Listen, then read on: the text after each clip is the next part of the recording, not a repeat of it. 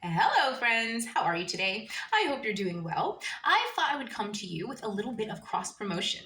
I recently made an ad on my tumblr.com for my new debut memoir, Dark World Light Work, which is on sale right now. And you can click or you can find the link to buy it in, I think, the bio. I think that's what it's called on this page or on tumblr.com. Anyway, the ad was basically for people who like pop culture references, not necessarily new pop culture references, but I feel like people who are into movies and television and things like that, they stay up to date even if it's from the past. So you might know what I'm talking about when I mention some of these things.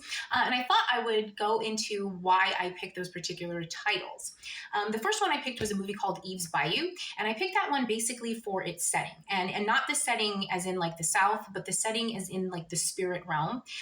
If you see that movie, if you've ever seen it, everybody in it is like operating on a high, like a spiritual plane, and it's just the main story. It's the main character for me in that story, and that's where I always resonate. I always resonate with that kind of energy, and I'm kind of always in that kind of energy as well. Everything is meaningful. Everything, you give it up and it's inside, and all of it has great purpose, and I love that energy more than anything. And I really liked to see it in a family setting in that movie.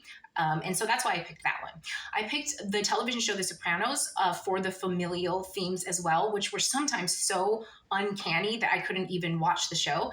I don't know what that's about. I don't know if that was like a personal thing with me, or if it's once you become like a hyphen American, there's just like this roguishness that gets into the bloodline that just is really difficult to get out.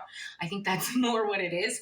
I picked the television show 6 Feet Under, which is my absolute favorite TV show ever.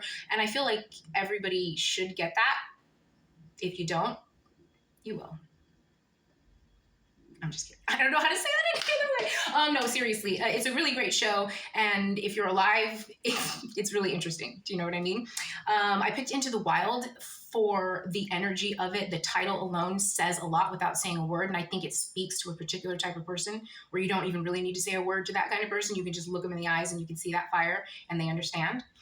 And then as for Enemy of the State and The Truman Show, I feel like the perpetrators of that behavior let you know exactly who they are every single day, because they're the ones who control the narrative and the media and all of that stuff. So I really don't have to say any more about that, but I did in my 842-page memoir, Dark World Light Work.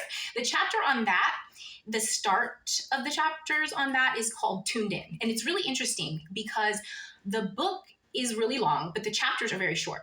Some of the chapters are only 1 or 2 pages. And so you, even as a reader, you're going to be bopping along like 2 pages, 10 pages, 5 pages. And then all of a sudden we get into Tuned In and it's 40 pages long. It might be over 40 pages long.